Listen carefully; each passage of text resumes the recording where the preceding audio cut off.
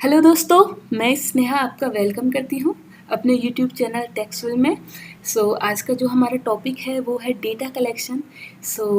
अगर दोस्तों वीडियो पसंद आए तो लाइक कीजिएगा एंड सब्सक्राइब कीजिएगा एंड अपने दोस्तों के साथ भी शेयर कीजिएगा। चलते हैं, स्टार्ट करते हैं अपना टॉपिक। बेसिकली डेटा कलेक्शन होता क्या है? दोस्तों, आपने अपने आम लाइफ में भी देखा होगा, अपने आम जिंदगी में, कि जब हमारा कोई सर्वे होता है, ये भी एक पार्ट है डेटा कलेक्शन का। तो इससे आपको आइडिया होगा डेटा कलेक्शन क्या होता है। अब हम इसकी डिटेल स्टडी करते हैं। First of all, what is data collection? Data can be defined as a quantitative or qualitative value of a variable like number, images, words, figure, facts and ideas. Data quantitative भी हो सकता है, means number में भी हो सकता है, and qualitative भी हो सकता है, मीन्स नंबर के अलावा लाइक इमेजेस हैं, वर्ड्स हैं, फैक्ट्स हैं, आइडियाज़ हैं, इस फॉर्म में भी हो सकता है। Data can be in number, data can be in quantitative or data can be in qualitative. Second thing, it is the lowest unit of information. दोस्तों, जब हम कोई भी डेटा एनालाइज करते हैं, कुछ मेजरमेंट करते हैं, तो इसकी सबसे लोएस्ट यूनिट है वो डेटा है। It is the lowest unit. Data is the one of the most important and vital aspect of any research study. जब भी हम कोई रिसर्च स्टडी करते हैं, डेटा एक तो फर्स्ट स्टेप है उसका, डेटा कलेक्शन के बेस पर ही हम स्टडी करते हैं। ये सबसे ज़्यादा इम्पोर्टेंट हो जाता है अगर हम कोई भी रिसर्च स्टडी करते हैं। ये है डेटा, हमने पढ़ा। तो इसके जब हम डेटा कलेक्शन करते हैं तो कुछ फैक्टर्स हैं जो हमको कंसिडर करने चाहिए बिफोर कलेक्शन ऑफ डेटा। वो फैक्टर्स क्या हैं? First is object and scope of inquiry. हम जो इंक्वायरी कर रहे हैं उसका ऑब्जेक्ट क्या है एंड स्कोप क्या है उस इंक्वायरी का। Second is sources of information, उस इंफॉर्मेशन के सोर्सेज क्या हैं। क्वांटिटेटिव एक्सप्रेशन, क्वांटिटेटिव में किस तरह से एक्सप्रेस करेंगे हम उसको। टेक्निक्स ऑफ डेटा कलेक्शन, हम कौन सी टेक्निक्स यूज़ करेंगे डेटा कलेक्शन में, क्योंकि बहुत सारी टेक्निक्स हैं डेटा कलेक्शन की। यूनिट्स ऑफ कलेक्शन, किस यूनिट में कलेक्ट करेंगे, लाइक हमें रुपये की फॉर्म में कुछ इन्फॉर्मेशन डेटा लेना है, तो क्या उस रुपये में भी हम क्या 1000 में लेंगे, लाख में लेंगे, करोड़ में लेंगे, किस यूनिट में कलेक्शन करेंगे। Second is sources of data. Basically there are two type of sources of data. First one is external source of data and second one is internal sources of data. जो first है external sources of data, इसको दो parts में divide किया गया है, primary data and secondary data. दोस्तों, मैं इसका एक छोटा सा एग्जांपल दूंगी, उसके बाद हम इसका डिटेल स्टडी करेंगे. प्राइमरी डेटा, अगर मैं आपके साथ कोई इंटरव्यू कर रही हूँ, आपसे डायरेक्ट कुछ क्वेश्चन पूछ के आपसे आंसर लेती हूँ, वो हमारा प्राइमरी डेटा है. लेकिन आपके बारे में, लाइक सलमान खान के बारे में मुझे कुछ जानना है और मैंने किसी जर्नल से, न्यूज़पेपर से डेटा लिया है उनके बारे में, कितनी मूवीज़ की हैं, कितनी इनकम है, कितना चार्ज करते हैं, तो ये सेकेंडरी डेटा हो गया. और एक है कि मैं खुद सलमान खान जी के साथ पर्सनल मीटिंग करूं और उनसे उनके डेटा के बारे में पूछूं, तो वो प्राइमरी. एंड अगर मुझे सेकेंडरी किसी सेकेंड सोर्स से मिलता है तो वो सेकेंडरी डेटा है. तो हम इसका स्टडी करेंगे कि क्या क्या फ़र्क है इसमें, क्या मेरिट्स हैं, क्या डीमेरिट्स हैं दोनों की. फर्स्ट ऑफ ऑल हम डिफ्रेंशिएट करेंगे internal and external sources of data. Internal sources of data में क्या इंक्लूड है? Many institutions and departments have information about their regular functions for their own internal purpose. इसमें मैं एग्जांपल लूँगी, उसके through आपको बहुत अच्छे से समझ आएगा ये. जैसे कोई यूनिवर्सिटी है, जैसे MDU है, उसमें बहुत सारे इंस्टीट्यूट्स हैं, उसकी इन्फॉर्मेशन जो इंटरनल इन्फॉर्मेशन है, किसी इंटरनल पर्पस के लिए वो यूज़ कर रहे हैं, तो इंटरनल सोर्स है वो डेटा का, क्योंकि यूनिवर्सिटी को अपनी सारी चीज़ें पता होंगी, इंटरनल जो इन्फॉर्मेशन है वो भी पता होगी. Second is when those information are used in any survey is called internal source of data.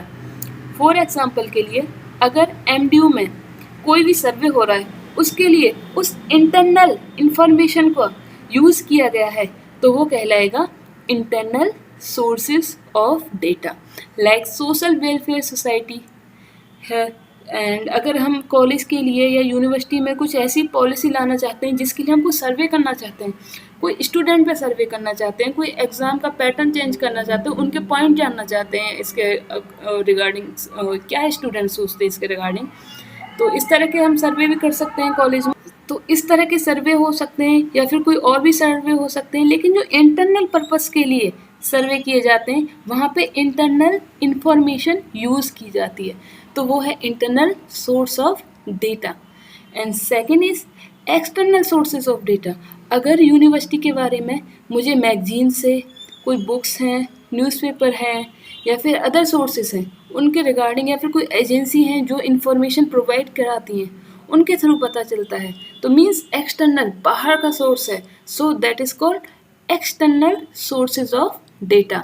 So when information is collected from outside agencies is called external sources of data. ठीक है guys? So such types of data are either primary और secondary. ये primary भी हो सकते हैं, secondary भी हो सकते हैं। This type of information can be collected by census और sampling method by conducting survey. Survey conduct करा सकते हैं हम सैम्पलिंग मेथड यूज़ करके, तो इस तरह का हम इंफॉर्मेशन कलेक्ट कर सकते हैं।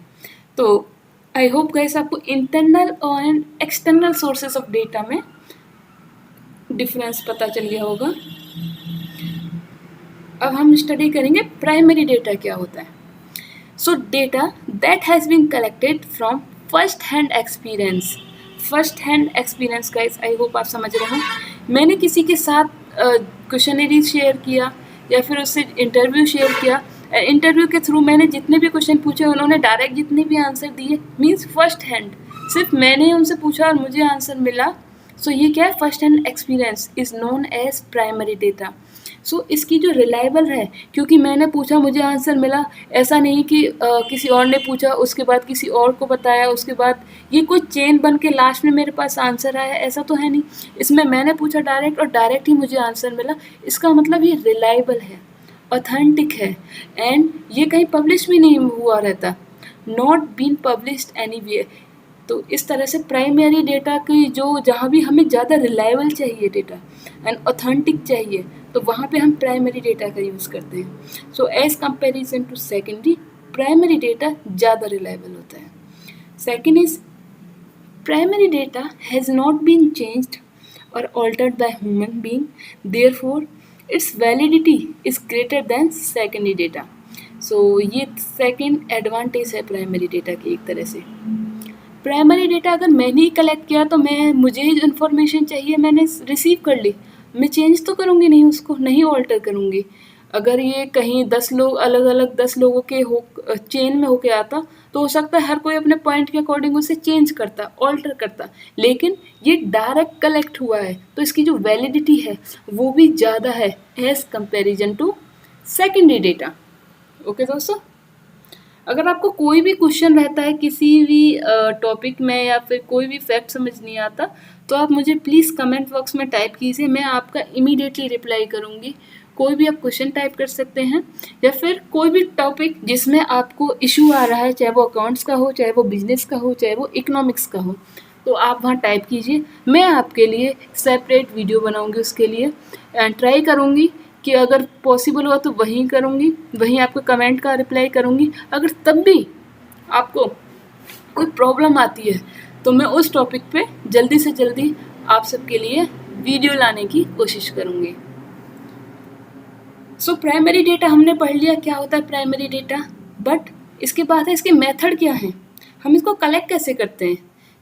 प्राइमरी डेटा को हम कलेक्ट करने के कौन कौन से मेथड हैं और जिनसे हम प्राइमरी डेटा को कलेक्ट कर सकते हैं। So first is direct personal investigation. Direct interview हो सकता है, फिर पर्सनल इन्वेस्टिगेशन हो सकता है। तो ये क्या होता है? Interview method. आपने न्यूज़ में भी देखा होगा कई बार, बहुत सारे सेलिब्रिटीज़ रहते हैं, उनके डायरेक्ट इंटरव्यू होते हैं ना। तो ऐसा नहीं है कि हमें किसी मैगजीन से पता चल रहा है किसी सेलिब्रिटी के बारे में या फिर अपने पीएम के बारे में, डायरेक्ट इंटरव्यूज़ के थ्रू भी हमें पता रहता है कि हाँ सच में मोदी जी ने ऐसा कहा है या फिर किसी और सेलिब्रिटी ने ऐसा कहा है, मिस्टर सोनू सूद जी ने ऐसा कहा है, तो डायरेक्ट इंटरव्यू होता है। तो ये एक तरह से प्राइमरी डेटा है हमारा। Second is investigation through observation, हम इन्वेस्टिगेट कर रहे हैं, किसी एक पर्टिकुलर पर्सन को कर रहे हैं या फिर पर्टिकुलर फॉर्म को कर रहे हैं या इंडस्ट्री को कर रहे हैं, हम ऑब्जर्व कर रहे हैं।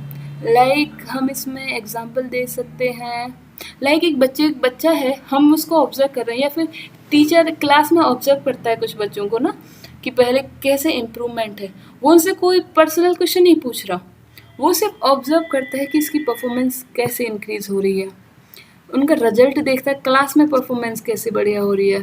तो वो इन्वेस्टिगेट कर रहा है बाय ऑब्जर्वेशन, ऑब्जर्व कर रहा है, ना कोई उनसे क्वेश्चन पूछ रहा है, नहीं कोई सर्वे कर रहा है, जस्ट ऑब्जर्व कर रहा है। तो ये भी हमारा प्राइमरी डेटा का मेथड है। इनडायरेक्ट ओरल इन्वेस्टिगेशन थ्रू एनैमरेटर्स, सो इसमें क्या होता है, इनडायरेक्ट ओरल इन्वेस्टिगेशन होता है। लाइक जैसे कोई बच्चा है, कोई स्टूडेंट है, उसके बारे में उसके फ्रेंड सर्कल से पूछा जाए, इन्वेस्टिगेट किया जाए कि उसकी स्टडी में कैसा है, पर्सनल लाइफ में कैसा है, क्या पॉइंट है, या फिर इसी तरह से हम अदर एग्जांपल भी ले सकते हैं इनडायरेक्ट ओरल इन्वेस्टिगेशन जब हम करते हैं। So fourth is investigation through mailed questionnaires. इसका एग्जांपल गाइस आपने देखा होगा, पीएचडी में ज़्यादातर ये आपको मिलता है। हम क्वेश्चनरीज बनाते हैं एंड जो भी हमारा टॉपिक रहता है उसके रिलेटेड हम क्वेश्चनरीज प्रिपेयर करते हैं एंड सभी को मेल करते हैं, सेंड करते हैं एंड उनके फीडबैक लेते हैं। उसमें जो भी ऑप्शन रहते हैं वो उसके अकॉर्डिंग अपना फीडबैक देते हैं एंड उसके बाद हम डेटा प्रिपेयर करते हैं। तो ये भी एक प्राइमरी डेटा का पार्ट है। सो नेक्स्ट है investigation through local reporters questionnaire. So जब हम इन्वेस्टिगेट करते हैं, कुछ लोकल रिपोर्टर रहते हैं, उनसे क्वेश्चनरीज के थ्रू क्वेश्चनर देते हैं और उनसे हम डेटा कलेक्ट करते हैं। तो ये हो गया हमारा fifth method of collecting primary data. अब प्राइमरी डेटा भी हमने समझ लिया, डायरेक्ट जब डेटा लेते हैं ये ज़्यादा, इसकी वैलिडिटी ज़्यादा होती है, रिलायबल ज़्यादा होता है सेकेंडरी डेटा से। सो इसके मेरिट्स क्या हैं एंड डीमेरिट्स है, क्योंकि हर एक चीज़ जिसके मेरिट है उसके डीमेरिट जरूर हैं। तो क्या मेरिट एंड डीमेरिट है इसमें, और सबसे पहले हम मेरिट पढ़ेंगे। टारगेटेड इशूड आर एड्रेस, जो भी हमारा टारगेट इशू रहता है कि हम इस इशू के लिए अपने डेटा का कलेक्शन करते हैं, वो फुलफिल हो जाता है। Data interpretation is better, data को हम बहुत सारा टेक्निक्स यूज़ करते हैं, उसके बाद इंटरप्रिटेशन करते हैं, सो वो काफ़ी बेटर होता है। हाई एक्यूरेसी ऑफ डेटा होता है क्योंकि वैलिडिटी अच्छी होती है उसकी एंड ऑथेंटिक होता है, तो एक्यूरेसी भी अच्छी होती है। Address as a specific research issue, कुछ स्पेसिफिक रिसर्च इशूज़ के लिए यूज़ करते हैं। ग्रेटर कंट्रोल इस पर बहुत ज़्यादा होता है। डीमेरिट्स, इवेल्यूटेड कॉस्ट हाई होती है। टाइम कंज्यूमिंग, बहुत ज़्यादा टाइम लग जाता है। More number of resources are required, बहुत ज़्यादा रिसोर्सेज चाहिए इंफॉर्मेशन के लिए। इनएक्यूरेट फीडबैक, कभी कभी हमें फीडबैक सही नहीं मिलता। Required lot of skills with labour, बहुत अच्छी स्किल होनी चाहिए अगर किसी सामने वाले बंदे से आपको इन्फॉर्मेशन निकालनी ज़रूरत है एंड इसके लिए आपको लेबर भी काफ़ी चाहिए। तो ये कुछ इसकी डीमेरिट हैं। तो मेनली जो डीमेरिट है इसकी कॉस्ट ज़्यादा है एंड टाइम कंज्यूमिंग है। ठीक है, अगर हमें किसी बैंक के बारे में डिटेल चाहिए, अगर हम वहाँ जाके प्राइमरी डेटा से उनसे डायरेक्ट पूछें हर एक चीज़, उसमें बहुत टाइम लगेगा, उसमें कॉस्ट भी हमारी बहुत आएगी। लेकिन सेकेंडरी डेटा से करते हैं तो हम जस्ट वेबसाइट से सर्च कर सकते हैं इन्फॉर्मेशन, जर्नल्स वगैरह हैं और बहुत सारे सेकेंडरी सोर्स हैं जहाँ से हम बैंक की डिटेल्स ले सकते हैं, जिसमें कि हमारी कॉस्ट भी नहीं आएगी एंड टाइम कंज्यूमिंग नहीं होगा। सो प्राइमरी डेटा हम ज़्यादातर, अगर छोटी रिसर्च है हमारी या फिर कोई स्पेसिफिक रिसर्च है, तो वहाँ पे हम ज़्यादातर प्राइमरी डेटा यूज़ करते हैं। Secondary data are those that have already been collected by others. Secondary means second person ने already data collect किया है, already collected है others के द्वारा, तो वो रहता है हमारा secondary data. These are usually in journals, periodicals, research publications official records etcetera, जैसा मैंने बताया आपको एग्जाम्पल के थ्रू। सेकेंडरी डेटा में be available in the published और अनपब्लिश्ड फॉर्म, ये पब्लिश फॉर्म में भी हो सकता है एंड अनपब्लिश्ड फॉर्म में भी हो सकता है। When it is not possible to collect the data by primary method, the investigator go for secondary method. जब जो इन्वेस्टिगेटर है उसके लिए पॉसिबल नहीं होता जब ये डेटा प्राइमरी बेसिस से कलेक्ट करना, तो वो सेकेंडरी मेथड के लिए जाते हैं। So this data collected for some purpose other than the problem at hand, ये कुछ पर्पस के लिए कलेक्ट किया जाता है अगर वो प्रॉब्लम हाथ में नहीं तो। सो सेकेंडरी डेटा के कुछ मेथड्स हैं, हम किस तरह से सेकेंडरी मेथड के थ्रू डेटा कलेक्ट कर सकते हैं। Published sources and unpublished sources. So published sources में क्या आता है? International, government, municipal corporation, institutional, commercial. So इसके थ्रू हम सेकेंडरी डेटा कलेक्ट कर सकते हैं। सो सेकेंडरी डेटा कलेक्ट करते हैं तो इसका डीमेरिट्स क्या है, मेरिट्स क्या है, वो पढ़ेंगे हम। Quick and cheap sources of data, जैसा कि दोस्तों मैंने बताया था, बहुत जल्दी इंफॉर्मेशन ले सकते हैं और बहुत ही चीप रेट है, लाइक इसको इजी अवेलेबल होता है, कोई कॉस्ट नहीं है ज़्यादा। वाइडर जियोग्राफिकल एरिया, बहुत ज़्यादा एरिया कवर करता है। अगर सेकेंडरी डेटा चाहिए, अगर हमें कोई डेटा चाहिए यूएस का, तो हम वो नेट से निकाल सकते हैं। सो हमें जाने की ज़रूरत नहीं पड़ेगी वहाँ पर्सनली। अगर प्राइमरी डेटा कलेक्ट करना हो तो हमें वहाँ जाना पड़ेगा, टाइम भी लगेगा, कॉस्ट भी लगेगी, लेकिन ये बहुत ज़्यादा एरिया कवर करता है। Longer orientation period leading to find primary data, इसके थ्रू हम कहीं ना कहीं प्राइमरी डेटा सर्च करते हैं। Demerits, no fulfil our specific research need, अगर हमारी कोई पर्टिकुलर रिसर्च है, नीड है उसकी, तो उसको हम फुलफिल नहीं कर सकते। पुअर एक्यूरेसी, एक्यूरेसी अच्छी हो इसकी कोई गारंटी नहीं है, सेकेंडरी डेटा है क्योंकि ये data are not up to date, जो डेटा रहता है वो ज़रूरी नहीं है अप टू डेट है। अगर हमें कोई बैंक का डेटा लेना है 21 में है तो हमें 20 तक मिल जाएगा। अब अगर हमें 21 का चाहिए, हो सकता है नहीं अपडेट हुआ हो, तो पॉसिबल नहीं है कि हम उसे निकाल सकें। तो ये ज़रूरी नहीं है जहाँ सेकेंडरी डेटा रहता है वहाँ अप टू डेट हो, हर दिन का, हर महीने का, हर साल का अपडेटेड हो। पुअर एक्सेसिबिलिटी इन सम केसेस, कहीं पे हम एक्सेस ही नहीं कर पाते हैं तो पुअर एक्सेसिबिलिटी होती है, ठीक है। तो जैसा कि दोस्तों मैंने बताया, हर एक चीज़ में जहाँ पे किसी की मेरिट्स होती हैं वहाँ डीमेरिट्स भी होती हैं। सो अब हमको देखना होता है कि हमारी नीड किसकी डेटा की है। प्राइमरी डेटा क्या हमने कॉस्ट एंड टाइम हमारे लिए ज़रूरी है, या फिर एक्यूरेसी ज़रूरी है, या हम चाहते हैं क्विक एंड चीप में सोर्स ऑफ डेटा हो। तो इस तरह से हम अपनी जो रिसर्च होती है उसके अकॉर्डिंग चूज़ करते हैं, ठीक है गाइस। तो चलते हैं हम नेक्स्ट स्लाइड पे, वो है कि इन दोनों के बीच में डिफरेंसेस क्या हैं। वैसे तो आपको समझ आ गया होगा primary data and secondary data में क्या डिफरेंसेस हैं, फिर भी हम वन बाय वन पढ़ेंगे। Real time data, primary data दोस्तों रियल टाइम डेटा है, एंड जो सेकेंडरी डेटा है वो पास्ट डेटा है क्योंकि ऑलरेडी कलेक्टेड है, पुराना डेटा है। Sure about sources of data, हमें पता रहता है कि किस सोर्स से लिया हमने, क्या क्वेश्चनरी से लिया है, क्या हमने डायरेक्ट इंटरव्यू से लिया है। Not sure about the sources of data, हमें नहीं पता किस सोर्स से हम डेटा कलेक्ट किया है हमने। Help to give results and finding, ये हमें रिजल्ट्स एंड फाइंडिंग को देने में हेल्प करता है। डिफाइनिंग द प्रॉब्लम, प्रॉब्लम को फाइंड करने में हेल्प करता है ये। कॉस्टली एंड टाइम कंज्यूमिंग, ये बहुत ज़्यादा costly and time consuming process है, मैंने पहले ही बताया था आपको। Cheap and no time consuming process, ये इसका जस्ट अपोजिट है।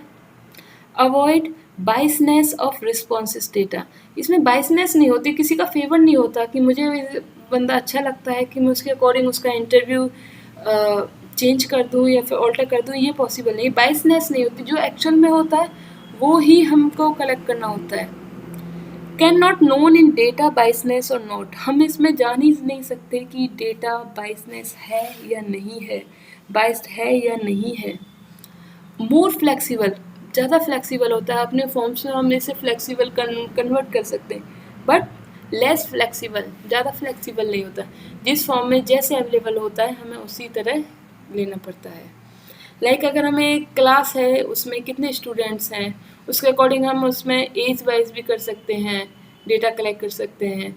सेकेंडली उनके medium, English medium, Hindi medium के अकॉर्डिंग, रीजन के अकॉर्डिंग, लैंग्वेज के अकॉर्डिंग, इस तरह से हम डेटा को फ्लेक्सिबल कर सकते हैं जैसे हमारी रिक्वायरमेंट है। लेकिन इसमें सेकेंडरी डेटा में लेस फ्लेक्सिबल, ओनली हमें स्टूडेंट्स के नेम एंड लैंग्वेज पता है।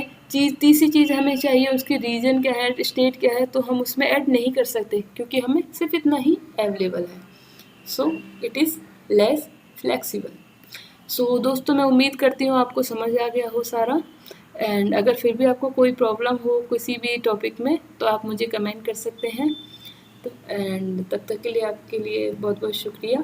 ऐसे ही सपोर्ट करते रहिए, ऐसे ही अपना प्यार देते रहिए एंड हम ऐसे ही आपके लिए फ्री वीडियोस प्रोवाइड कराते रहेंगे।